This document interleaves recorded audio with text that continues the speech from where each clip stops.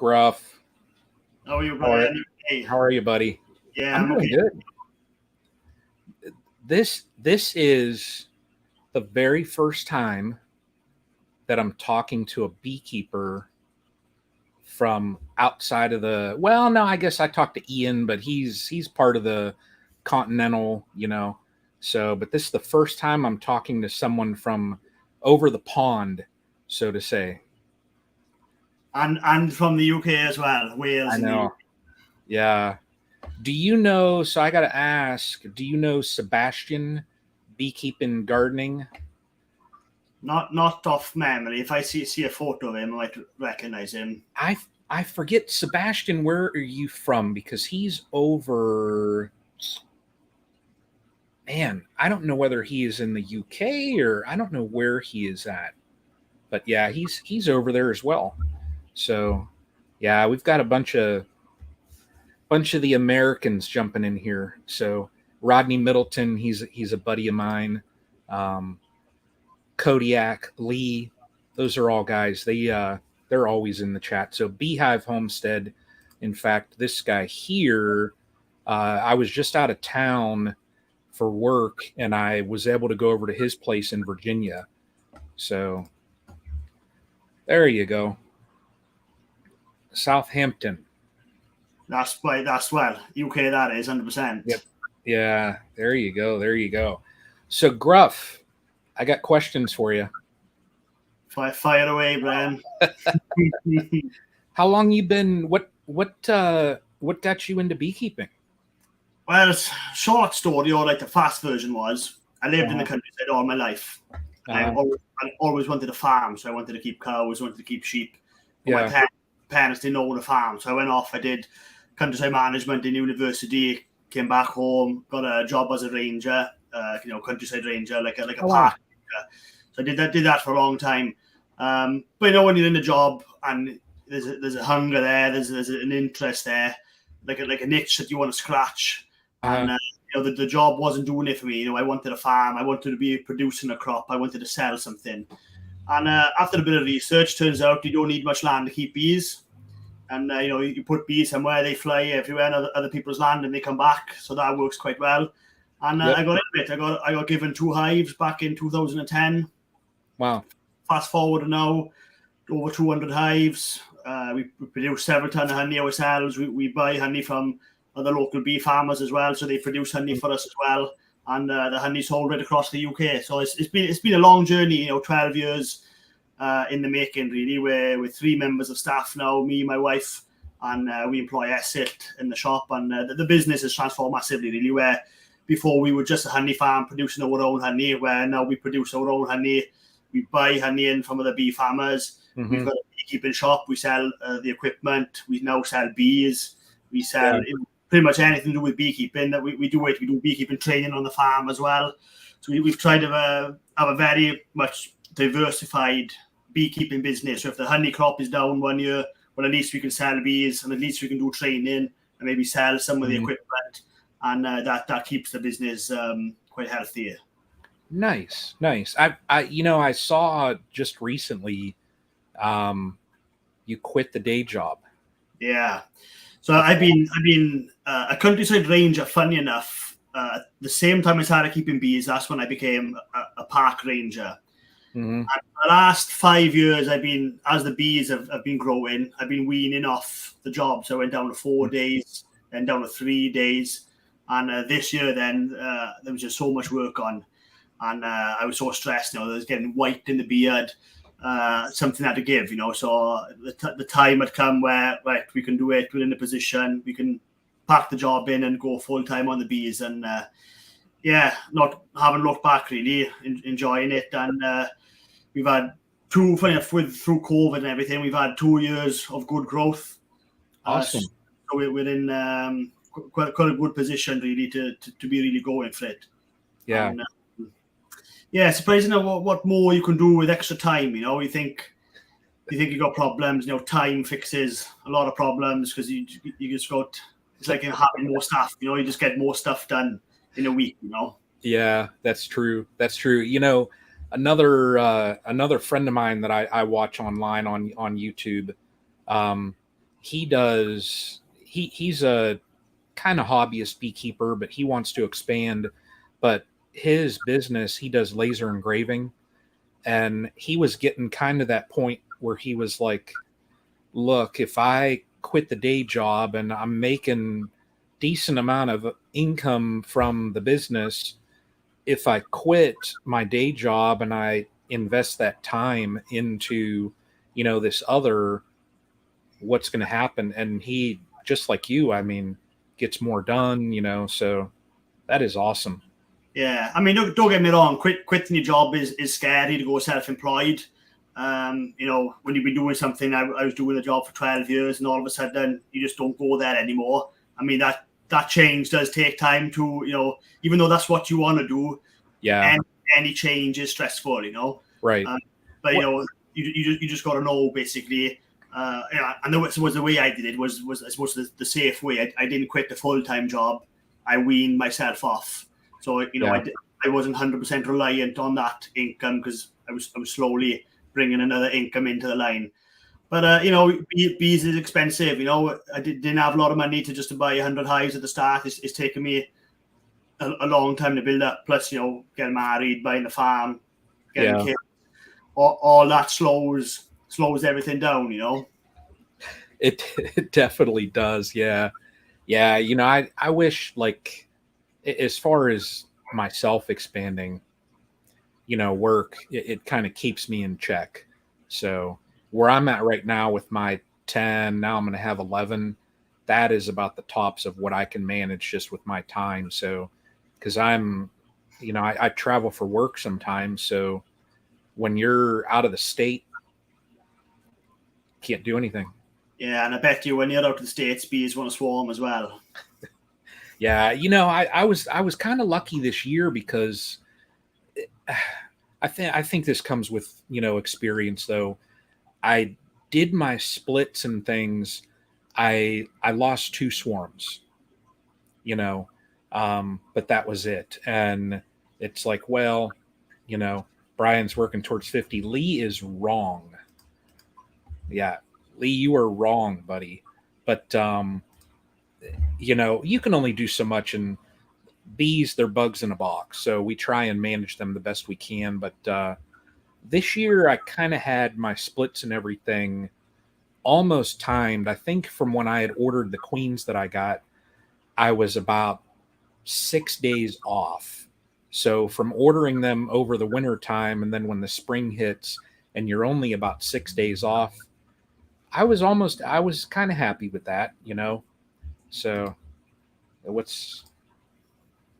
Rodney is at Dollywood. Nice. Yeah. Is that like Disneyland, is it? It is. It's in Tennessee. It's in like eastern Tennessee. And Dolly Parton, the singer? Yeah. It's like an amusement park that I don't know how involved she was with it, but Dollywood. So yeah. So your honey, I was reading your website. You have won awards for your honey. Yeah, well, I can't take credit for that really. I mean, the awards we've won and the awards the honey we sell has won. It's down to taste. So it's a blind test. You got it's called Great Taste Awards, and that's like they advertise it as the Oscars of fine food. Oh so wow! You send the honey away. They without the label, and like loads of judges test it and taste it, and they rate it on the taste. And we've won that a few times. Probably over the last 4 years, we've consistently won in those awards. And it's basically when you look at Wales, Wales is such a small country. Most Americans would have never heard of it, but that's where Tom Jones is from.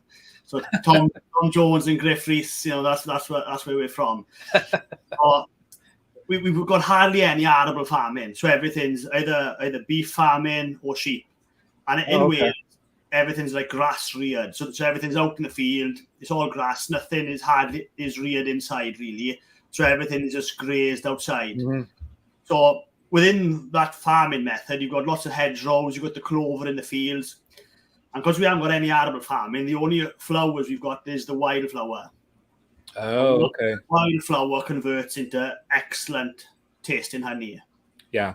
And basically, that's the reason we've won so many awards is basically down to the honey we produce in Wales.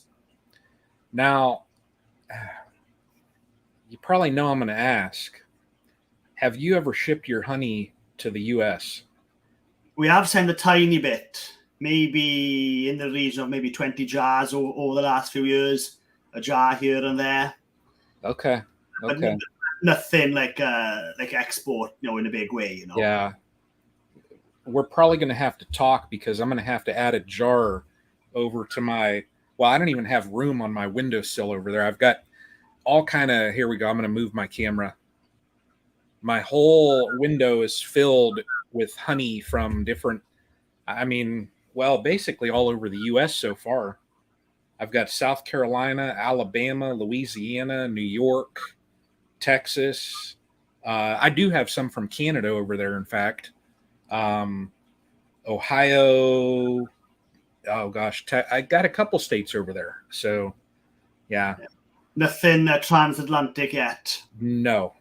Nothing from across the Atlantic. So I might have to just get a little jar and put it over there. And, For the wall of I do have some of Lee's over there. So, and Bob Walker there. So, yeah. And I will, and downstairs, Jarrett, Beehive Homestead, when I was down at his place, he gave me a jar of his honey. And then he gave me also a jar of buckwheat honey. That buckwheat honey, I almost have to keep it out of sight, because out of sight, out of mind, because I just want to dip into that thing and I'm going to end up eating the whole jar, and I don't want to do that. That's good stuff.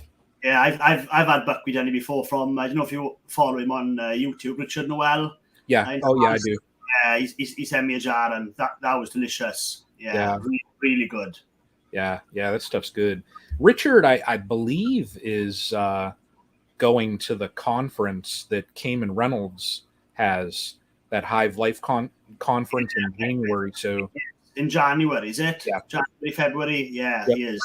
Yeah, so maybe I'm only going to be able to go down there for one day, so maybe I'll catch up with Richard for 5 minutes. I don't know. We'll see. He's a cool guy and a really good beekeeper. Yeah. No, I enjoy watching him. So, and I forget how I saw your channel. I'm not sure. So all the marketing and everything worked, and see, that's it.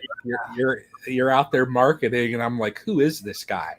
Yeah, funny enough, when you look at the YouTube analytics, about 20% of the following is from the States. Oh wow! Yeah, so I think you know better than me. I think there's a big beekeeping community in America.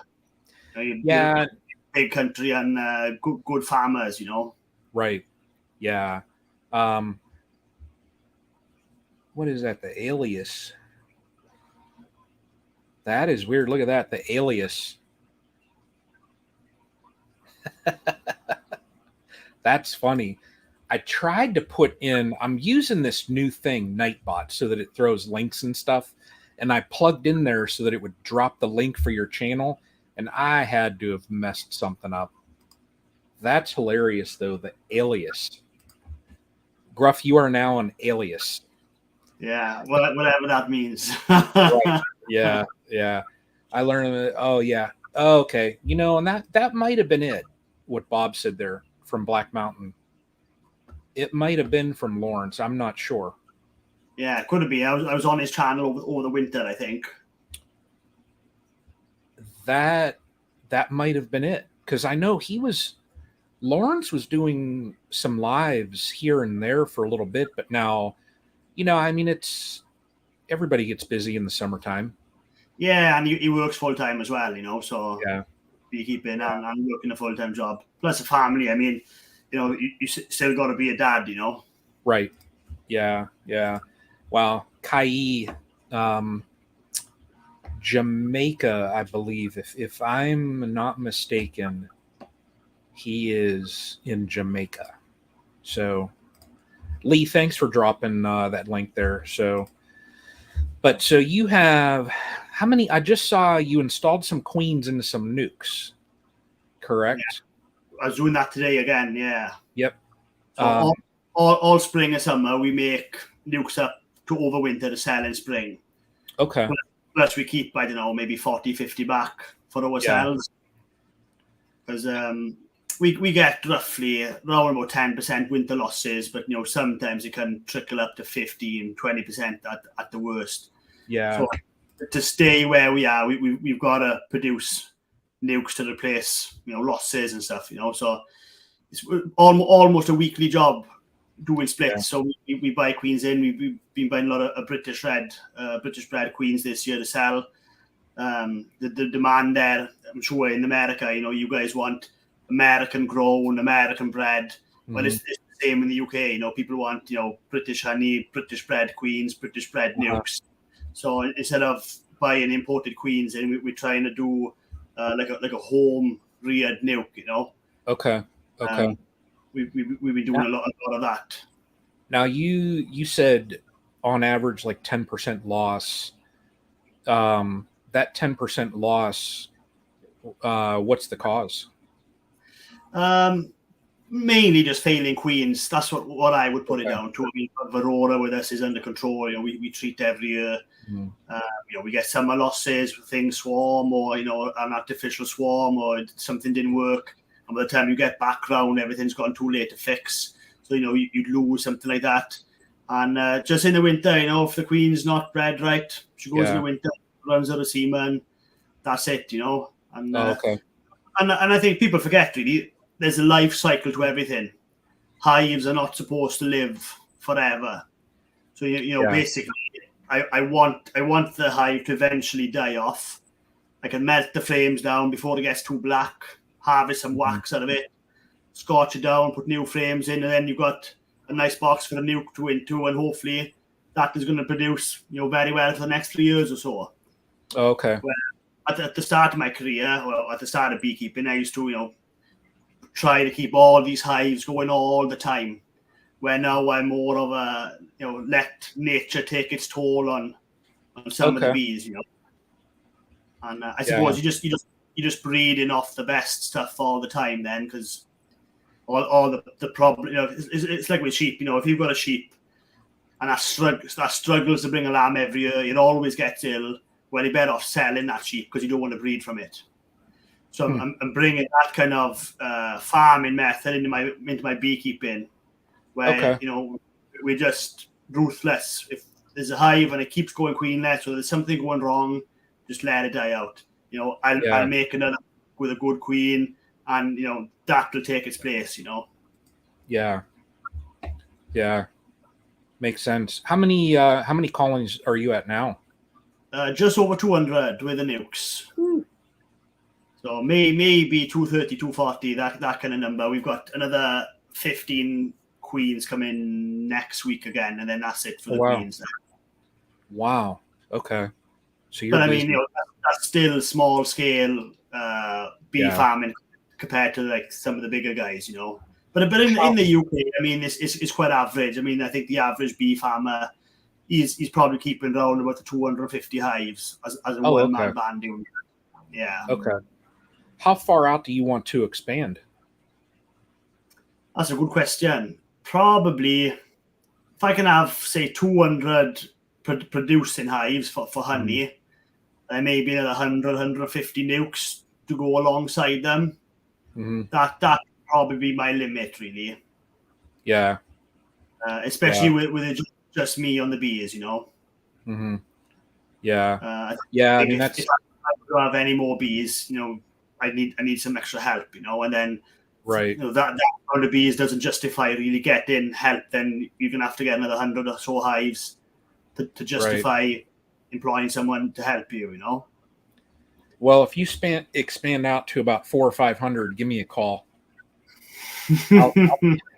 I'll pop over to Wales and Yeah, I don't think I'd be at that kind of number, you know. Yeah, That's a that's a lot of work. lot of work. Yeah, It is. you know, Yeah. I look at guys like Ian.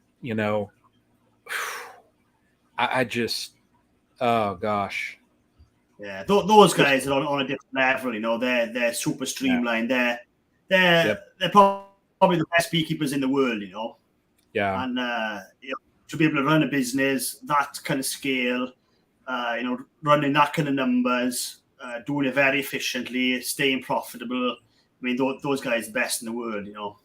yeah, yeah. It's and I mean, you look at the spring that he had. Those floods and everything. I'm looking at it and I'm like, I would just be sunk. You know, and Yeah. now you look at where he's at. And then bang, big season again. Yeah, I know. It's just, and those are the guys more or less that, you know, like I've kind of watched now because everything that they do is for a specific reason. And they're feeding their family from beekeeping. So, you know, I've kind of molded like even like my treatments and just different things, and I'm changing up some of my hives now. um, I used to have all screen bottom boards, and I'm phasing those out now. I'm getting rid of those, and I'm probably here going to switch over to the migratory lids instead of the telescoping. I'm going to get rid of my inner covers. I just want to make things easy, you know. Why have you got into the screen bottom boards? I started with them, and I've had more issues just with pests and stuff getting under them and having to clean ants and clean different things because there's that, I forget what that sheet is that you slide in, and I get more like pests that get under there where the bees cannot get to them because there's a little gap in between that board and where the screen is. And if you don't stay on top of that, at least like where mine are located at, I'll get moths down there, beetles down there, and everything, and they're just festering. And ants love it. I'll pull it Yeah, out, and there'll be an entire ant colony living in there, and I'm like, get out of there. So yeah. I'm just going to eliminate it. Most of my hives, they're on, like we call them Varroa mesh floors. So like Okay. off screen boards, but you know that tray that goes underneath. Yeah. That we keep that out. We Okay. never put it in. Yeah. Now, do you put that in the wintertime? No, Wow. nothing. I never put it in. So that bottom floor stays open all summer, all winter. Okay. But Now, away from it's very damp and mhm, wet, okay. and I think mesh floors on our kind of climate works really well because of that. And Yeah. it's true what they say. There's as many good reasons to have a mesh floor as there isn't. So there is no right or Right. wrong answer. But we found them really, really good. And I suppose we keep a lot of polystyrene hives as well. I don't think that's a big thing in the States, is it? Polystyrene hives. It's not. I actually have one, and that thing did really well. Now, that's the hive. I had a hive go to a laying worker, and it just so happened that was it. But what I saw, throughout the winter, just with the numbers in that colony, was that colony was larger than any other colony I had. So, um, yeah, it did really well. So I want to get that hive back, going. Um, Yeah. but I only know there's a beekeeping place in my area that they sell polystyrene, and most of what they sell, they said they ship to Florida. They ship it, their poly down south. So, but Lee here, and Lee, you spelled Wales wrong, buddy. Uh, Gruff, that's how us Americans are. What are the Yeah, temp? it's okay. A lot of people spell it wrong. So Yeah. in the winter, I think that the worst we get is, I'm going to say a degree, which is different. We might have to work that out for American in Fahrenheit. It can go down to say -20, but normally round about the -6 to -10. Okay. So I'm not sure what that to be in So Fahrenheit. I'm gonna have to figure that out right now. We're gonna figure it out. -20 is the worst I've seen, and all the bees were open, mesh floors then. And polystyrene, they've got to be mesh floor, otherwise the box will sweat. Yeah, yeah. So -6 is 21 degrees Fahrenheit. So I mean that's a little cold. So Yeah, we get maybe snow for 2 or 3 weeks, yeah, but some winters are very mild. Like last winter, it hardly froze. I think we had like 5 days of frost.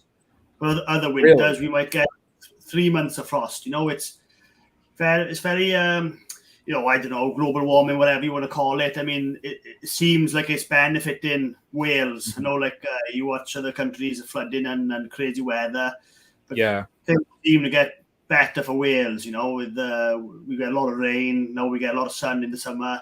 Winters are getting milder, so I think it's becoming really good beekeeping country. Yeah. Yeah, this last winter, and I'm in Northeast Ohio, so I'm about an hour away from the Great Lakes, Lake Erie.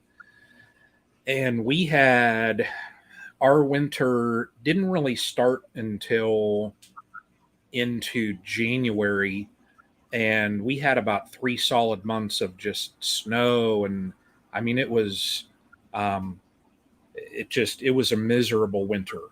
So but we'll go down. Like I was just looking, and um, we'll have consistent days down in the single digits here. So it would be like -16, -17 in yours. And I mean, it just, you know, we froze this year. Yeah, well, So we don't get it that bad. No, nowhere yeah, near that bad. Yeah, welcome Ollie's. Yeah, it was and our winters, I can't really complain that much about the winters here because they haven't been as bad. I mean, like people always say, "Oh, the winters when I was a kid, they were horrible." And they were. Like I remember when I was a kid. I turned 50 this year. Um and when I was in like the 1970s and the 80s, I remember we would get 2 3 feet of snow, and that was common. Every single winter we'd have 3 feet of snow. Now if we get that, you know we'll get a storm here and there, but that's not like a routine. We don't have that all the time.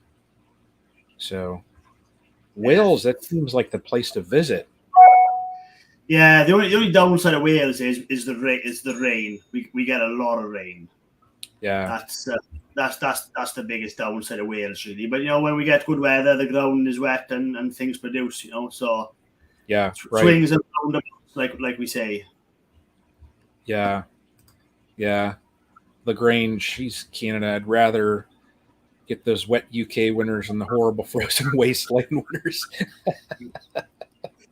Yeah. Yeah, I bet we're lucky where we are in the UK. We've got the stream coming up from the sea, so we got that warm air coming up. So if you look at where Wales and the UK is, we're pretty much in the same line as Canada. And you Okay. watch like Ian Stepler's videos, like Yep. 6 foot of snow everywhere. Well, if it weren't for the Gulf Stream coming across, we'd be like that. So we're lucky, really. That slipstream coming up keeps us warm. Okay. Yeah, that So snow that they had. rain. Yeah, the snow in Canada they had this year. Oh, unreal.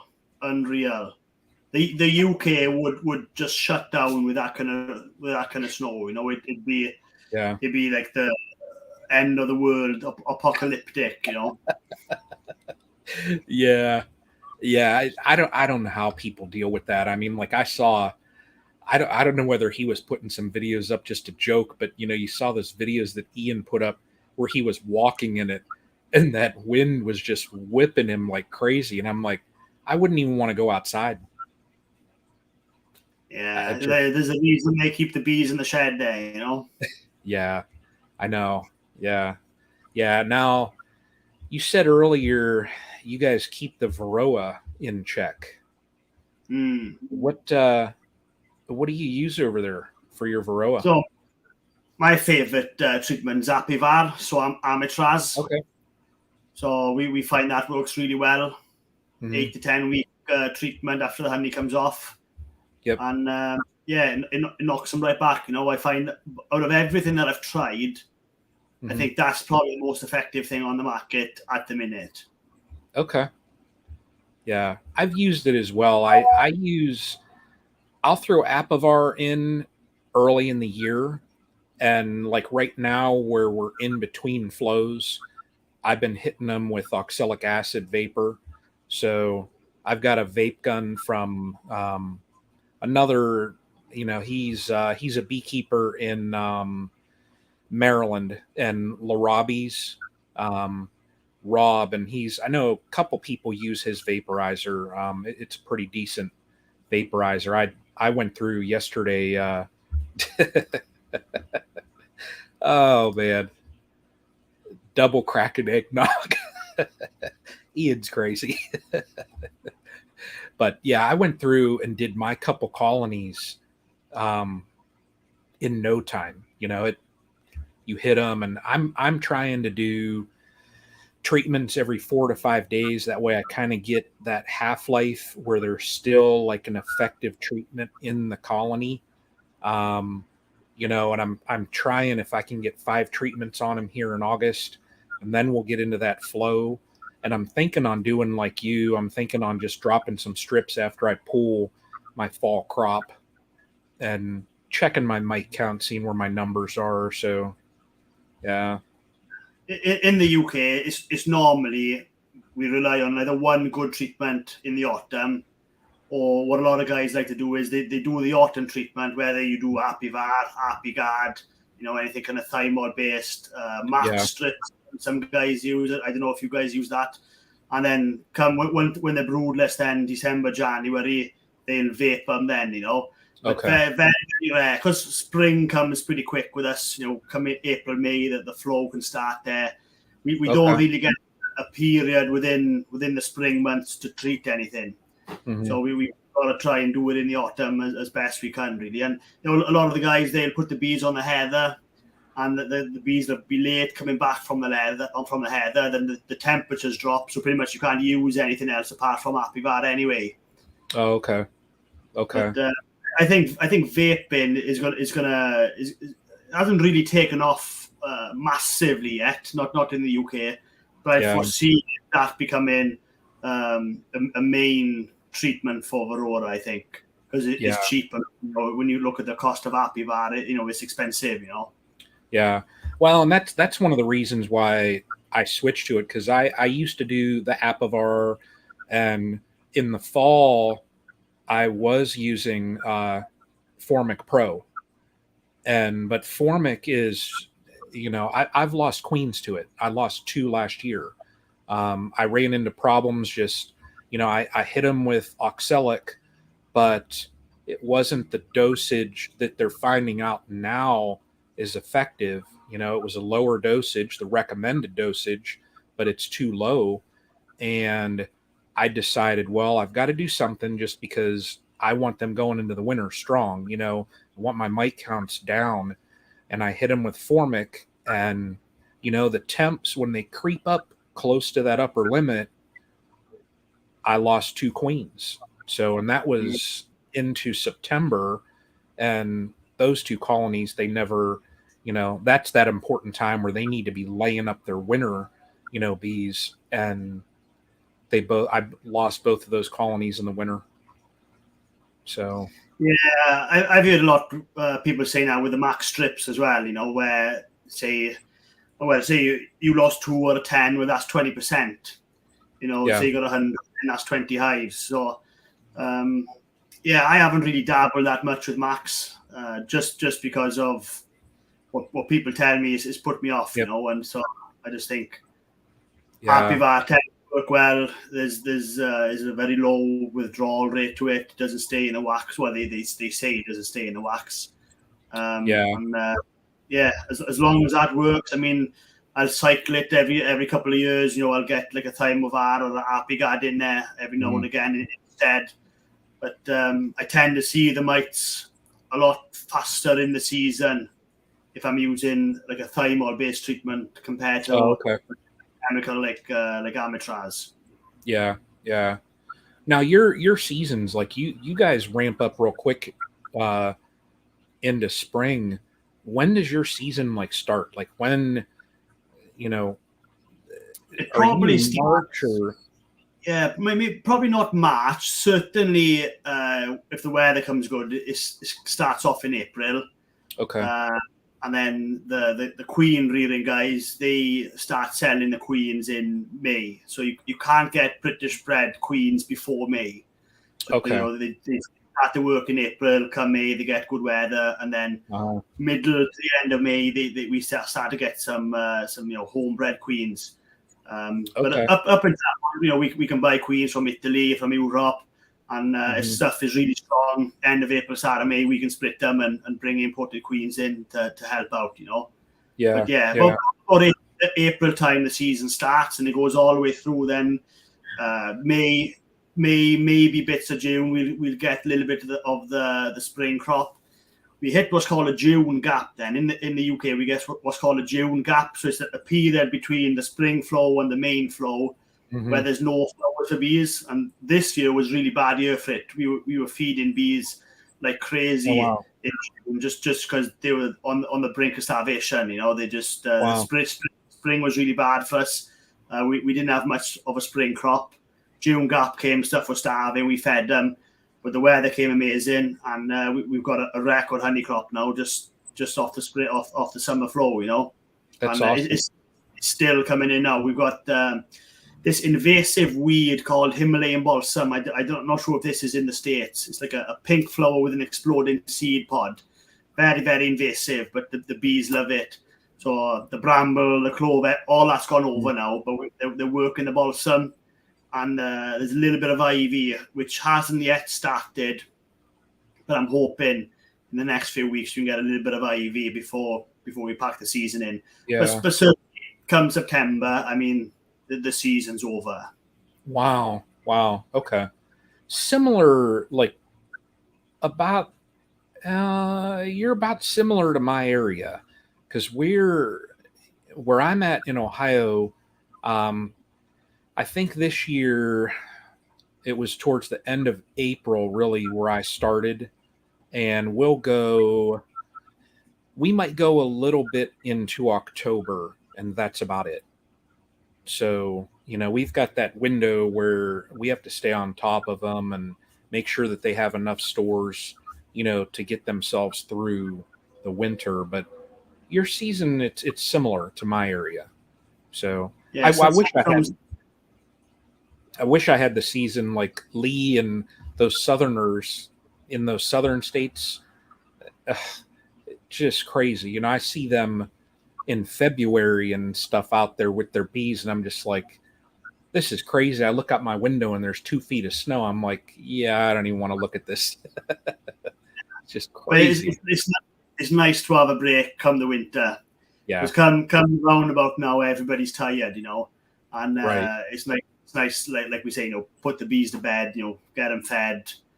Yeah. Put them down, and then there's no more swarming for months, and you can just rest, But of course, with our business, most of the honey is sold in the winter. So as the bee work slackens off, then the honey sales picks up for the Christmas rush and everything, Yeah. So it goes quite well.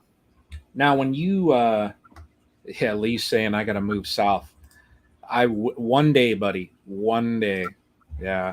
When you say about, those local queens, what do you prefer? What, as far as the genetics, like what type of bee, like I know over here, Italians are popular, Carnies, different things like that, but what do you prefer?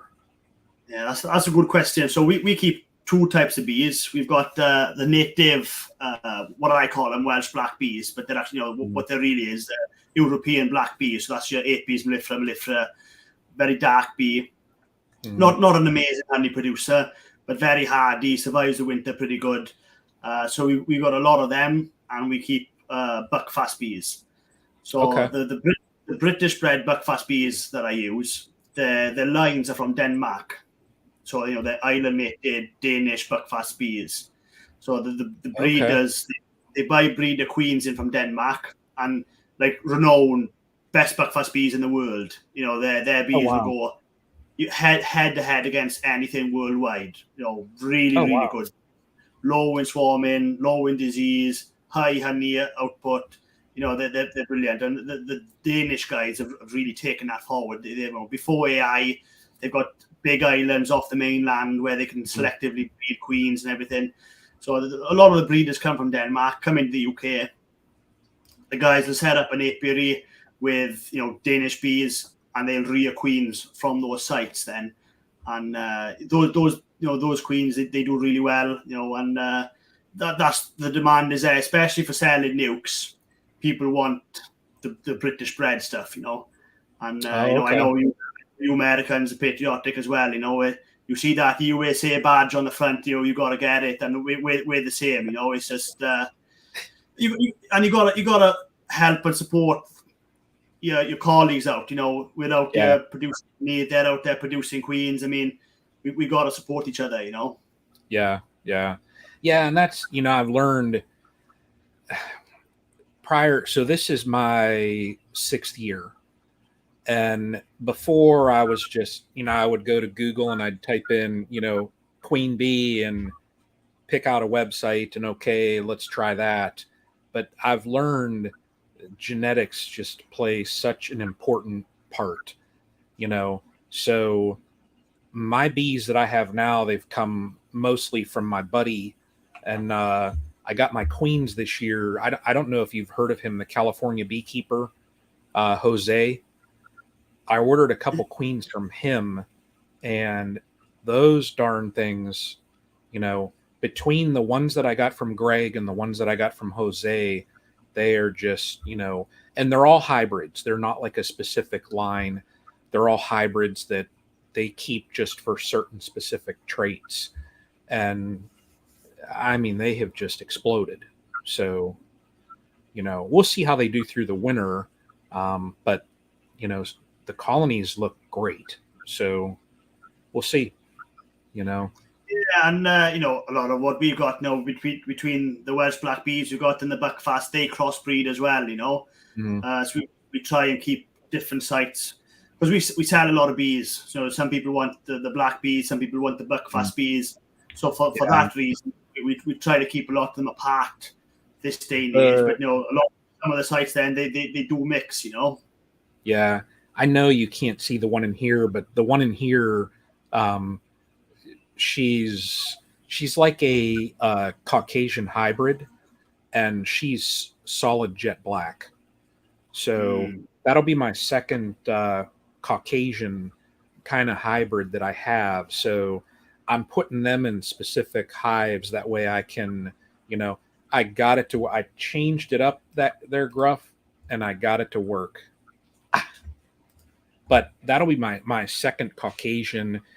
I'm going to put them in specific spots, and I want to make sure I keep an eye on them, just because I've seen in my apiary, like you said, they're crossing over, and I've noticed a lot more of the darker bees, even at like all of my hives, they're over at my mom's place, and her bird feeder, it's not, or bird bath, it's not a bird bath. There are bees at it all day long. And I walk over and look at it, and there will be 20, 30, 40, 50 bees. And now I'd say probably half of them have certain, like, it's more of a darker coloring than your standard, like, honeybee. So, yeah. So I enjoy what's the most popular bee in the States, would you say? A lot of people have Italians, I think, are the most popular. That's what I hear. The Like an Italian Carnies, past, or just straight Italian, like linguista? yeah, just straight Italians. the Carniolans are popular. There are some Russians that you'll see, but the Russians, like they get. I've never had them, but they say the Russians get a little temperamental. But those are about mainly what I see. But anymore, let me see. I'll get to Chuck's question there in a second. Anymore, like what I'm finding is that more people, at least that I talk to, now they've been beekeepers for several years. They're going to this right here and they're getting like kind of like hybrids just because, you're looking at certain specific traits in those hives and you want to graft off of that for those certain specific traits. So, Well, the thing is, once you get like a pure queen in, I mean, the second she mates, you lose 50% of her genetics anyway. Yeah. Like where we are on a small island, basically, we can't control what other people keep in the area. Yep. So you really, unless you're changing queens all the time, you're eventually all your bees will go back to native. Well, what I found was I'd foul brood 3 years ago on one site, cleared the foul brood, the site's backlight. But I was so scared of catching foul brood again. I didn't bring any more queens or nukes into that site. Mm-hmm. Everything has turned black. The native gene is definitely the dominant gene. They're much longer genetic code. They've been around for 1,000 years, and they will just outbreed. Or their line will overtake whatever you bring in. So what I found is if you want to keep like buckfast lines going, you got to constantly bring those queens in. Otherwise, they'll dilute down the thin. Yeah. Chuck, my good buddy there, Niners Nation. Chuck, I have had her in this cage. I picked her up on Thursday, and they're still good. Now this, so I didn't tell you, Gruff, about the pink here. The the Pepto Pink is what Greg calls this. When he was going down to Bruce's place down in Alabama, he has Bruce's Bees on YouTube, and Bruce, he's got a number of colonies that they're feisty. I mean, they'll staple your jeans to your ankles. They're that feisty. So Greg was taking down some of his queens, and he was just joking. He said, you need a little Pepto for those bees. That way it'll calm their stomachs. So he painted all of his queens. He put a pink dot on them.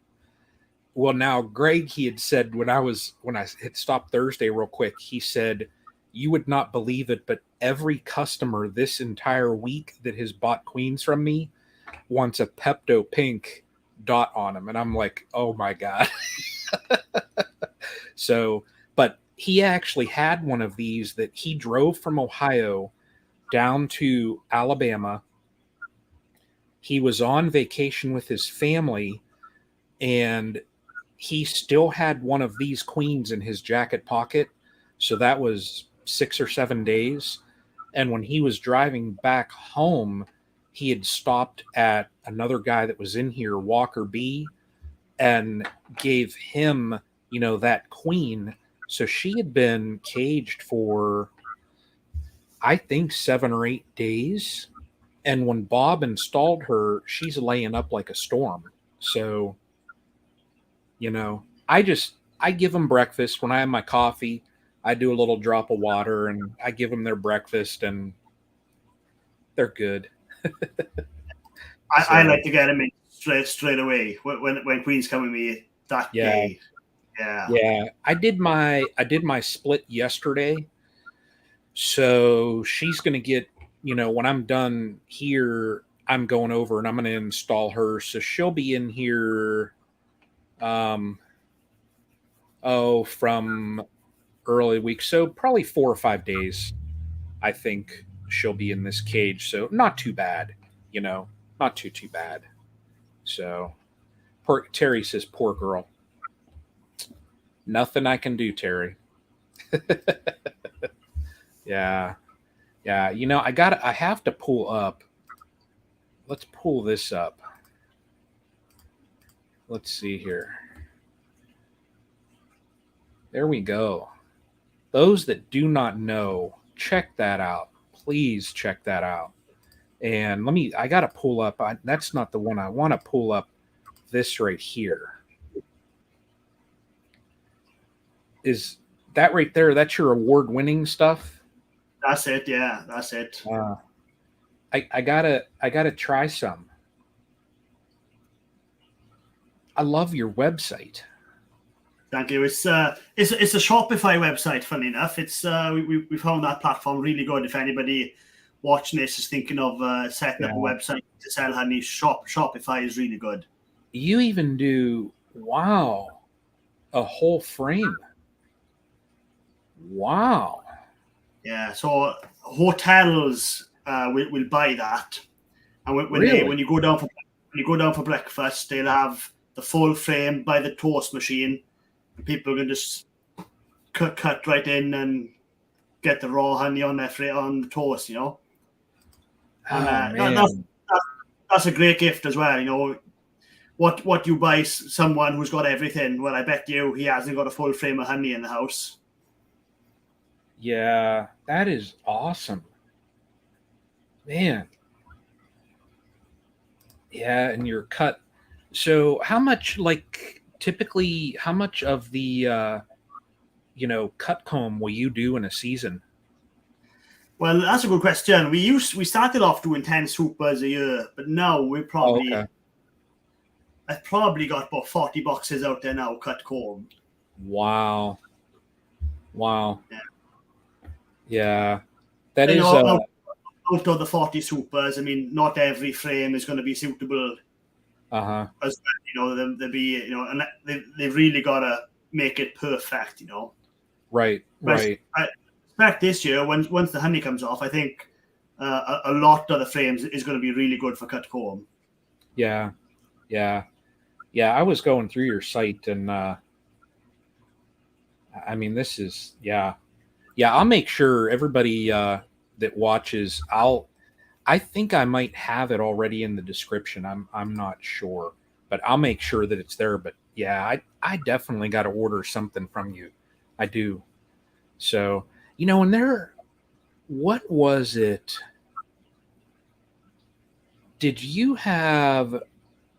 Was it you or Lawrence that had the smoker that was the electric one? Yeah, the two of us have done a video, but I actually sell it as well. So it's called Apisolis. Yep. And I'm a stockist for it as well. Yeah. From France, it is. That is ingenious. Yeah, because the idea behind that, in France, Italy, Greece, it gets really, really dry, and there's a massive risk of fires. And they've actually banned bee smokers from certain regions of the countries just because it's so risky. And this company in France then bought out. It's basically like a vape. You see people smoking a vape. Same technology, and it's not as effective as a smoker, but it does work pretty good. Yeah. Like I use it a lot now, especially on the nukes, where lighting a smoker takes a bit of time. Where one puff, the bees got away, you go in, do your job, and it's just instant. It's just it's there. When I was I was in Northern California, and I had visited the California beekeeper, and it's Uribe honeybees is their business, and it's so dry out there. Like when I was there visiting, literally everything was just, I mean, it was all dried up, and I was telling him about that smoker, and I'm surprised that we don't have those. I don't think you can find them in the States. And for areas like that, he said the same thing. He has to look at, there might be certain specific warnings up that they're not allowed to light any type of flame. So I told him about that. I said, it's a vape pen, it's a vape pen smoker for the bees. And he had said he's going to have to check it out and see if he can't get one, just because, then you really don't have to worry. I mean, if they tell you, well, you can't light any fires, well, that's fine. I'll take my vape pen. you know, yeah, that's a Definitely. Like in Wales now, we're going through a bit of a drought at the minute. We've had no rain for like 4 weeks, and okay. people have been lighting their apiaries up on fire. You see it on Facebook. People have had a close call, and you got to be respectful. Say you got your bees on someone else's land, and they've got a wheat field or something, and your bees at the edge of that. You could burn the farmer's crop. So Oh yeah. beekeepers really got to take that into consideration. I'm gonna see if I can't find that thing on your. Do you have it on your site now? Yeah, if you type APISOL, I'm a bit dyslexic. I can't spell out without reading it. There it is. There it is. I found it. There we go. Let me see here. That thing is.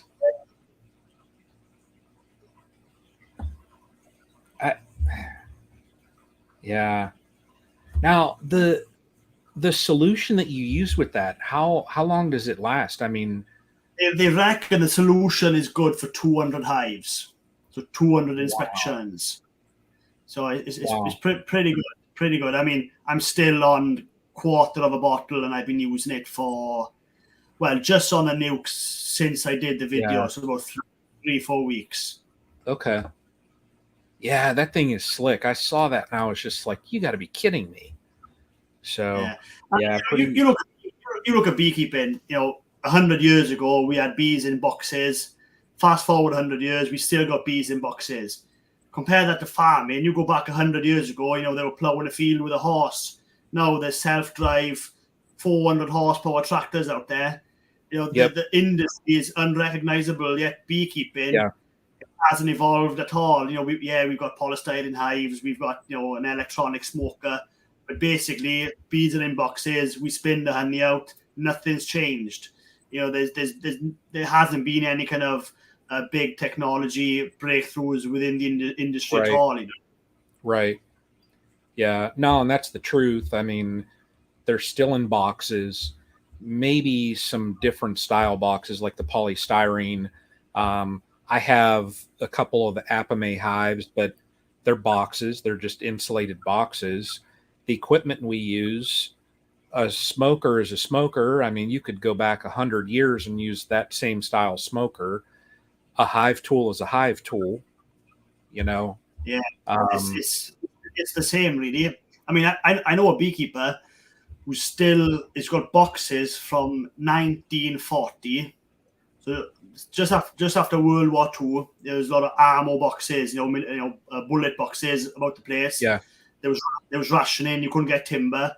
So a lot of guys back in the 1940s built beehives out of ammo boxes, and I know a beekeeper who still using those boxes are still in use today because they're stamped 50 cal and stuff. Well, maybe not 50 cal. But they're stamped on the side.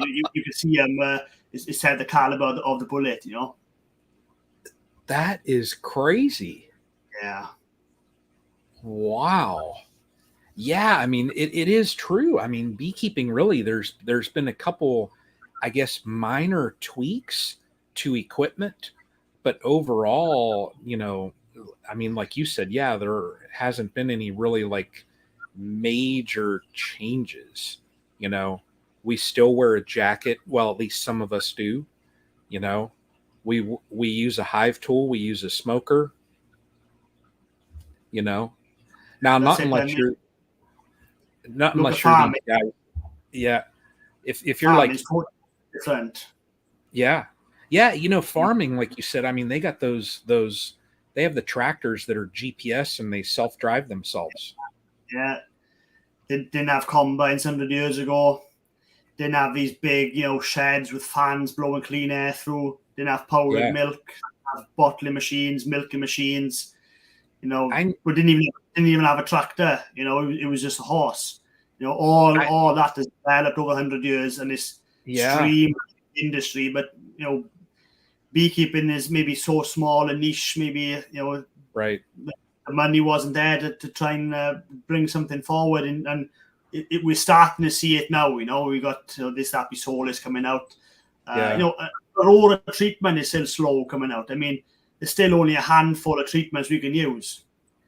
I mean, That's in true. farming, there's probably a book this thick of different wormers you can worm the cows with. Yeah, that's true. If one day I could have a self-harvesting honey super, or a chip you put in the hive to stop them swarming. right. Yeah. Wow.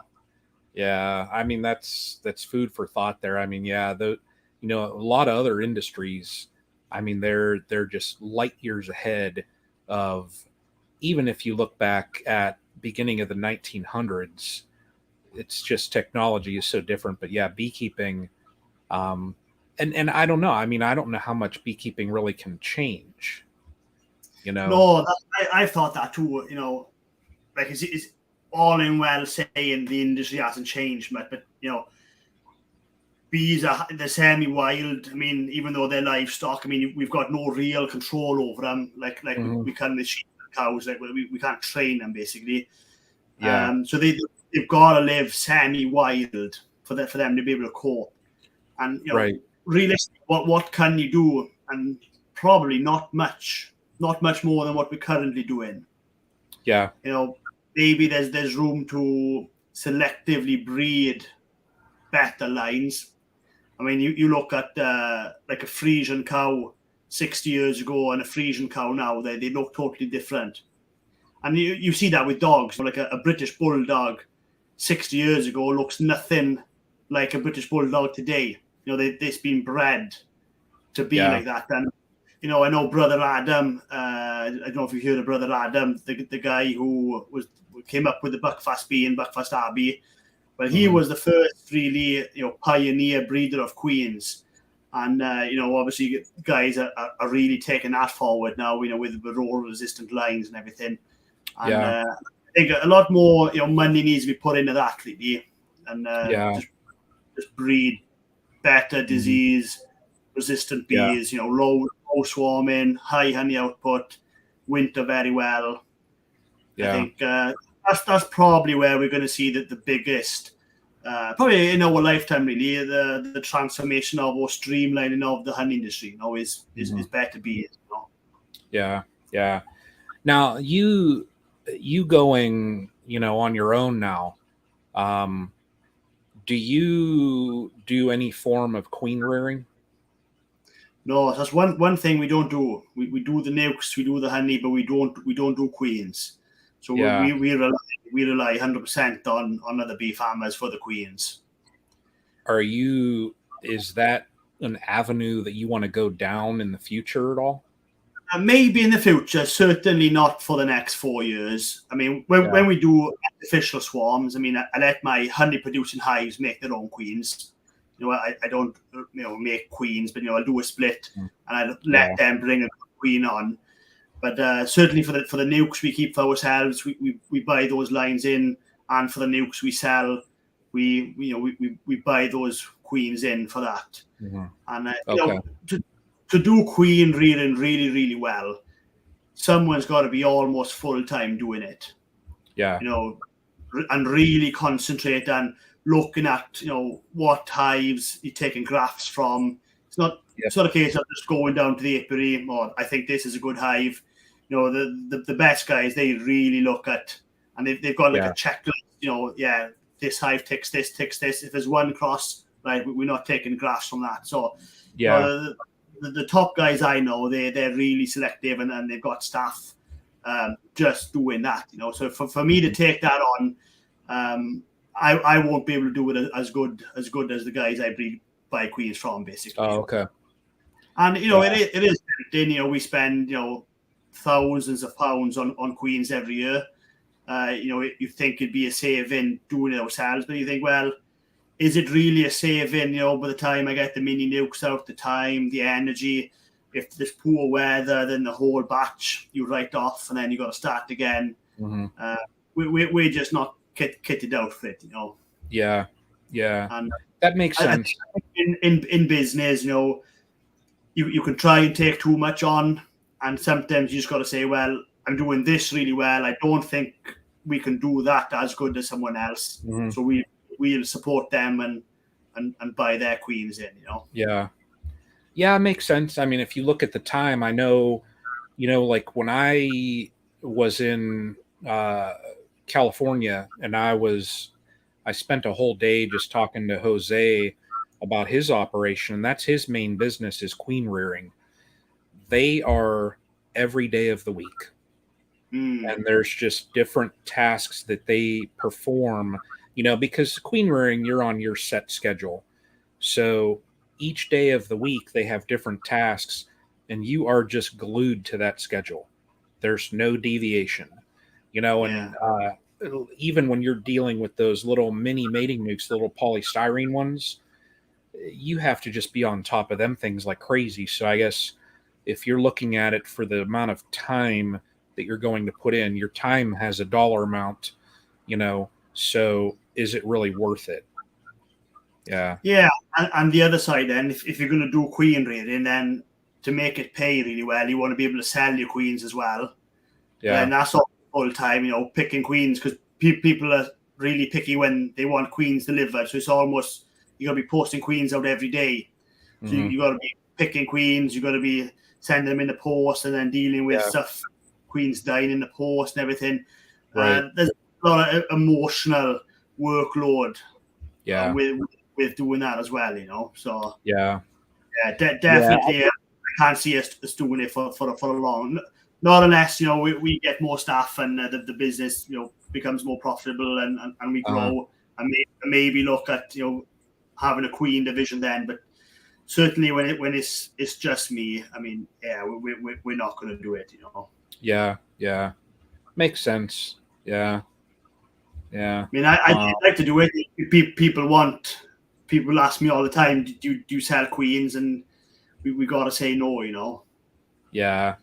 Yeah. I mean, that makes sense. I wanted to try this year. But when COVID hit, I was always traveling for work, and then I was home. The work that I do, I can do it on a computer. Um, and I thought this year, I just wanted to learn it. I thought it'd be an interesting skill, at least, at my scale. I mean, how much could I possibly graft, but I just wanted to learn the skill and learn the process, and I couldn't. I might try it next year if time permits, but I just want to learn it to learn it. That way, I have that knowledge for in the future if I get to the point and maybe I want to do it yearly, just to replace my stock, I can. But it's like you, it's not something that I think I'll do all the time. I mean, at my scale, I don't need to. So, yeah, yeah, wow. Um, Gosh, what else do I want to ask you? Does and the people that are on here, any questions for Gruff? Anyone have any other questions? I saw Lagrange here was saying about closest thing to self-harvesting supers are the flow hives. Uh, have you ever had a flow hive? No, that's not something I'm interested in at all, really. I mean, Yeah, hands down, hands down to the guys behind the Flow Hive. I mean, they've got a product out to market, sold really well. You know, yeah, obviously transformed their lives. And like the problem I've got with the Flow Hive is, from what I understand, is the flow, because of the success of the Flow Hive, foul brood disease has increased in Australia, because the majority of people that buy the Flow Hive, they buy it thinking, I can buy a hive and there's no work, and I just turn the tap and honey comes out. And that's the problem, really, where if you've got that mindset, you shouldn't be keeping bees. yep, You know, if you're going to buy a Flow Hive, but you're still going to do your inspections, you're still going to look after the bees, then the Flow Hive's okay. There's nothing wrong with it. yeah, But were sold to a specific non-beekeeping community market to get them to keep bees. They didn't look after the bees. Bees starved out. They got disease. Their hive was just a disease factory, spread everywhere. And that's the problem with the flow hive. You know, you've got to be a beekeeper to keep bees. You know, there's beekeepers and there's keepers of bees. You know, you want to be a beekeeper. Their life, it's like, imagine buying a cow and you go, I just want a cow in the field, and you put a cow out in the field, and then the cow eats all the grass, and then it starts losing weight, and then it needs worming, and you don't worm it, then the cow is going to die. Well, exactly the same is going to happen with your bees unless you're going through them. And you know, fair enough. If you've got a flow hive, you do all the work like you should. You take the super off, put it in the house, turn the tap on, honey comes out, put that back on the bees. I mean, I've got no problem with that at all. I mean, that's probably cheaper than buying all the extracting equipment. You know, right? It's just, right. The flow hive was sold to too many people that were not interested in becoming beekeepers, really. And whether that rumor is true, that's what I've heard from Australia. You know, that the flow hive caused a bit of a problem out there. That's how I got into beekeeping. My mom wanted to get a flow hive, and her dad was a beekeeper years ago, my grandfather. And I just started researching, beekeeping. I thought, let me look into it. Let me see if it's a good idea. Let me see if it's a bad idea. So I bought her a flow hive. I got a regular hive. And I tried that thing 3 times, the super. The first time I put it on, I didn't pre-wax it or anything. I put it on like they said. You put it on, and I'm going to turn that valve this year, and man, I'm going to have honey. It made an ant nest is all. Ants took over that whole super. I had to clean it out. A couple of the frames fell apart when I was cleaning them, and then I had to sit there and put those frames back together. That is a nightmare.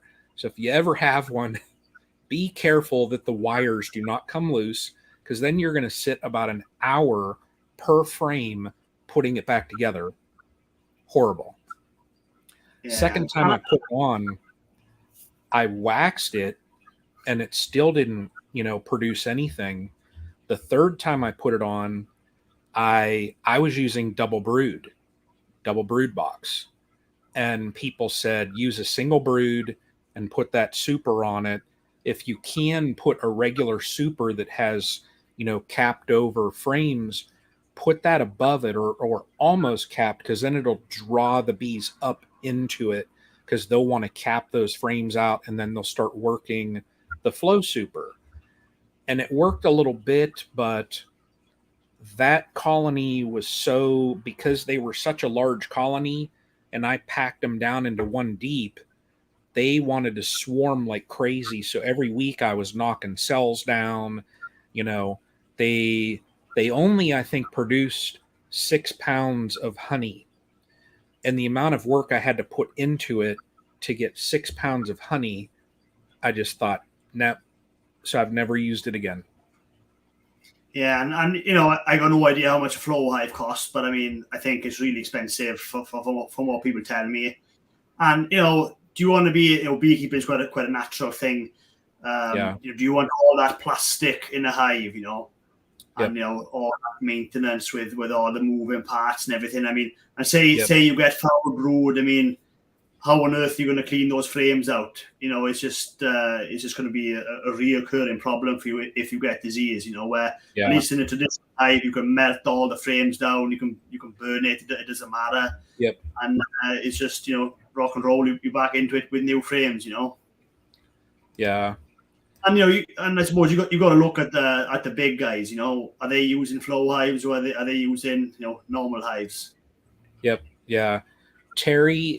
Greg Burns has my flow super, and wouldn't you know it, Thursday when I went down and I picked this up, that flow super down at his place, now he's about 2 hours 20 minutes south of me, they have that entire super almost filled. So Terry, I told Greg, keep it. I don't want to look at that thing. You know, I I fussed with that thing for 3 years and took it to his place, put it on, and they have filled it out. And I'm like, I just don't even want to look at it. So, Terry, if you can strike a deal with Greg, yeah, hands on, yeah, like Mark says, there's something.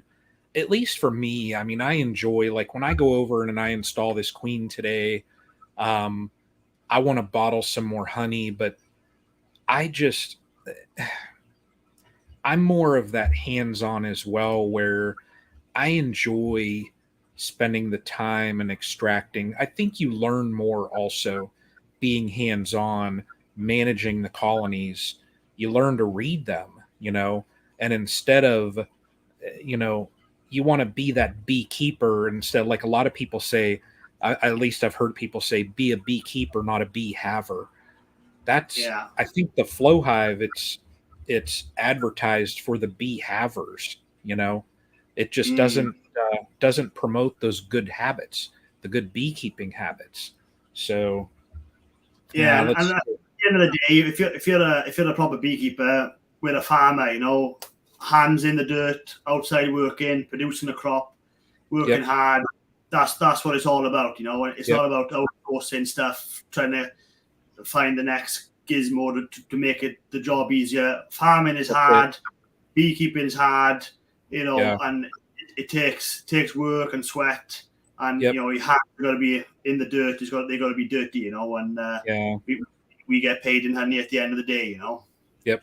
But when you do walk back up to the house and you're dirty and you've had that long day, but when you get those honey crops, like this year, I mean, that is just, man, there's something about that feeling, you know, after you're done harvesting. And yeah, it's long hours and you're sweating, and especially like this year with the heat that everybody's experiencing, you're drenched in sweat and you've put in a long day, and then you look over at that honey and it's just like, oh man, you know, the feeling of being tired is somewhat gone, and you're just, you dip your finger and, oh, love it. Mm, yeah. Yeah, And yeah, I suppose it's the same feeling with whatever you farm. yep, Every farmer beekeeper goes through that same cycle. Whether you're yeah, on the beans, you're on the straw, you're on the wheat, you're on the honey. That harvest, you work all year for that harvest, and once that yep, harvest is in, that's your year's work. yeah, that's it. Yeah, that's it. I know, like, I don't know that much about the farming, but next door, the farmer where I have one colony there, and he harvested his wheat, and then he was looking at next year he's gonna go back to soy, and he was looking at a cover crop that will help, it'll be a benefit to his soy. And then he was looking at, well, the bees are over there too, so he put in 60 acres of buckwheat. Wow. And Sounds like you need to get more than one hive down there. well, that's my plan when I go over and I install this. I have a super on that on one of the colonies that I'm going to move, so I'm going to put an escape board on. And let's see, what's this? You're just as dirty and hot, and yeah. Well, I mean, I guess so. Yeah, but yeah, I'm gonna prep a hive to move over, and I'm debating whether I move one or whether I move two, because if 60 acres of buckwheat comes up, whew, that's a lot. Yeah, I mean, So you want to get more than two down there to really gain off yeah, that crop. Yeah, yeah, take six but yeah, is yeah, but like the farming, when he decided on the buckwheat, I had no idea. He was talking about the different nutrients that the buckwheat will pull up. And then when it dies off, that'll basically fertilize his soy. So there's a lot of thought that goes into that, the different crops and what they do, when they do it. It's it is a science. Farming is a definite science, and beekeeping as well. I mean, there's, you know, I've learned, and I've learned that managing my colonies, um, it pays off, versus, I've had those moments in my beekeeping where you really don't manage them like you should, and you lose them. You will Oh lose yeah, them. it happens to us all. Happens to us all.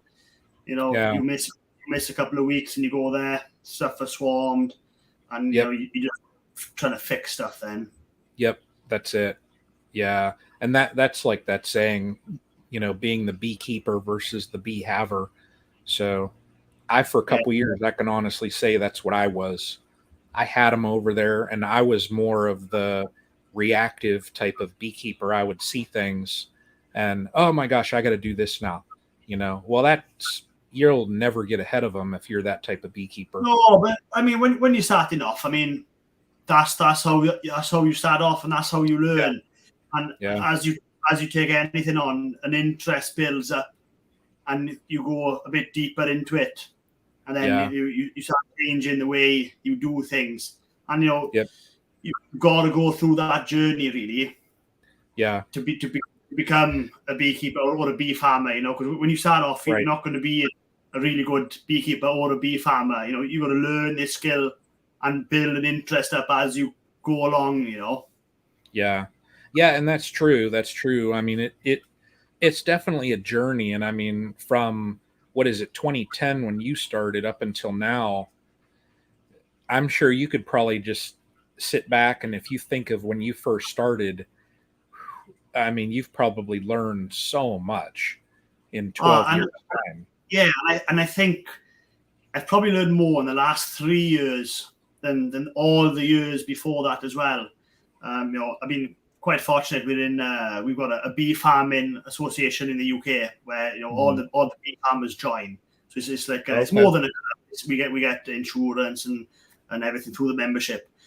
And as part of that, we go and visit other bee farms, and I've spent a lot of time with different bee farmers. Some of them with over 1,000 hives, gone down, see their setup, help them on the bees with them. And those guys have been doing it for much longer than me, way more skilled, more knowledge, and to be able to spend time with people like that, and you just learn so much, And I'm still 20 years away before I'm at that level, where I know as much as those guys. And people have got to, when you start anything, no one wants to start something and be, a beginner or a novice. But it genuinely takes a lifetime of learning to be at that master skill level, and I'm nowhere near it. Right. 12 years into something is nowhere near. These guys have seen 30 plus seasons, hundreds of hives a season, thousands of hives a season. Everybody can learn from those guys, and I spend every opportunity I get to go visit a place like that. I go, Yeah. I mean, being able to spend time with those guys, that time is worth its weight in gold. Oh yeah, massive. I mean, basically, if you were in any other line of business, you'd pay to go to someone's office or someone's warehouse to see how they run their business. And this, within the bee farming community, we get opportunities to do that for free, and Before COVID, I never went on them, but they had like not quite a study tour, but they'd go abroad to a different country, and they'd visit bee farmers on that country. And from what I understand, the guys picked up a huge amount of knowledge, and wow. I'm hoping, once everything gets back to normal, that I can start, hopefully go on those trips as well. Yeah. Do they come to the States? I'm not sure. I don't think they've been to the States. Not yet. But they may have. I'm not sure is the answer. Yeah. If you come to the States, a lot of beekeepers over here. Yeah. Well, I followed one guy quite recently. Is it Aid Honey Farm? I saw a YouTube video. Like, is he the biggest beekeeper in America? It was a Oh, massive, what is that? massive setup, unreal. Really impressive. I I think forget the ADE or something like that. I can't remember. But someone did like a short documentary on YouTube about him on a video. And was that Premier Bee Products? no, I don't think that was that. I haven't got my phone on me, but yeah, that's There you it. go. ADE. What a setup, Wow. Yeah, I mean, yeah. something tells me he's one of the biggest guys in the States, and just what I watched that video, I couldn't believe the scale. You look at like the scale of like the Ian Steplow or Bob Binney, the couple of thousand hives, Mm, and then I can't remember how many hives that bloke had, but it's like wow, yeah. just the numbers and it's like a reality check.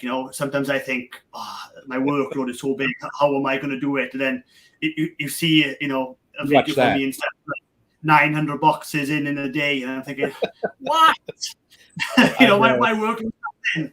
Yeah. But What a Ian, though, check. Ian, when he's pulling 900 boxes, he's got that crew there and he's just walking around with a cell phone filming. So he's not doing any work. I know Uh, but I I know that. mean, it's just the scale some guys are on, and that's the norm for them. They're used to it. Where Yeah. at my scale, 900 boxes in a day. I mean, I don't know That's, how on earth you get it done. yeah. I mean, I guess you just look at the scale, and when you're at that level, of course, you have to have the buildings, you have to have the equipment, you have to have everything scaled to that level.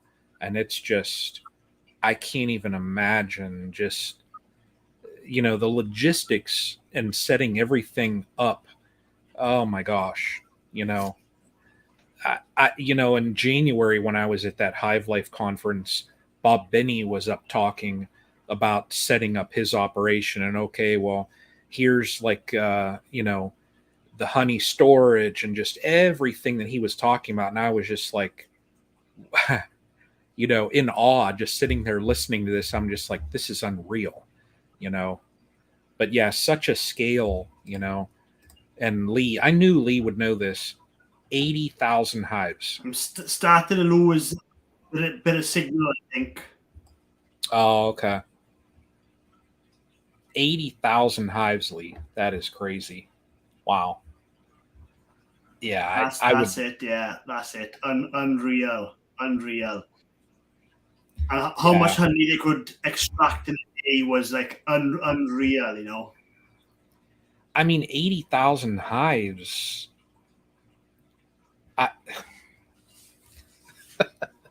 I, yeah, that's a lot. My internet's on the blink a little bit. I don't know if you're seeing that on your end. No, you look okay. Yeah, you're fine. Yeah. That's okay. Yeah, your signal's good. So, yeah.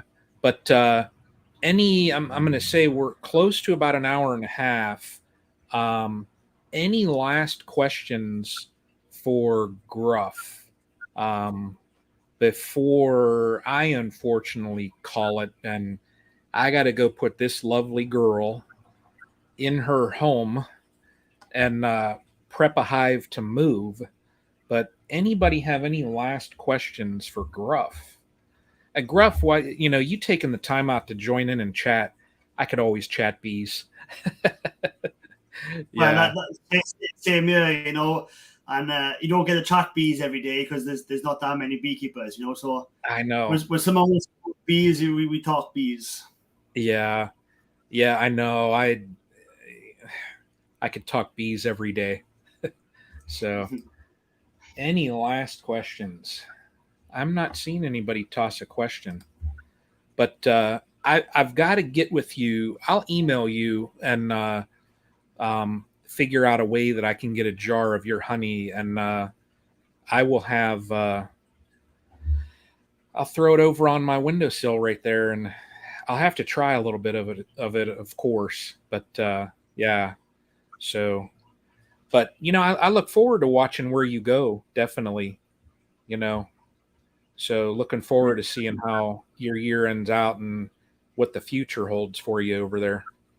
Yeah, thank you. We've got big plans. You know, we got a small family in the farm here. We got another baby due in 4 weeks, and Oh we, wow! we, Congrats. we're certainly growing the business with them in mind. You know, so Yeah, hopefully this is the first generation beekeeper, first generation bee farm. We're yeah. hoping this is Awesome. this something big for them. You know, and hopefully they want to take it on. And you look at the older companies, like the 100-plus-year-old companies. Who knows? Maybe Gwenyn Gruffydd will be one of those companies in 100 years. Yeah, yeah. That's awesome. Well, congrats on the new addition to the family. Yeah. Yeah, Well, not it do win 4 weeks, so we've got yeah. a couple more weeks to go. But yeah, Yeah. third and final baby that Third is. and final. Yeah. Yeah, I'm yeah. gosh, I've been it's been many years since I've had a baby. So I've got two kids, a boy and a girl. My daughter has moved out, and my son in about 2 weeks is moving out. So we will Wow, be empty flown. nest. Yeah, So, yeah, but Gruff, perfect. Bees. that's exactly it. That's awesome. But yeah, you take care. You have a good night, and like I said, thanks for joining. And I'll be emailing you. We'll figure out something. Yeah, Figure out. you send me the dress, and we be able to sort it out. No problem. Okay. Okay. Yeah, Yeah, and whichever you pick it out, and I'm sure it's going to be good. So it'll be the award-winning vintage stuff. awesome, awesome. But yeah, so you take care, and everybody joining in. I know on a Sunday it's not like my regular day of doing these. We're normally in the week, but these transatlantic, beekeepers, we got to do them on the weekend. So, but You've yeah, got an international channel now, Brian. huh? You've got an international YouTube channel now, so you're in the big leagues. I know. We're talking to beekeepers in Wales. I know. I've got the Caribbean. We've got Jamaica covered. So Canada, we've got that covered. So yeah, it's crazy. So, but everybody, you all have a good rest of the day. Thanks for joining in, and till the next live, everybody.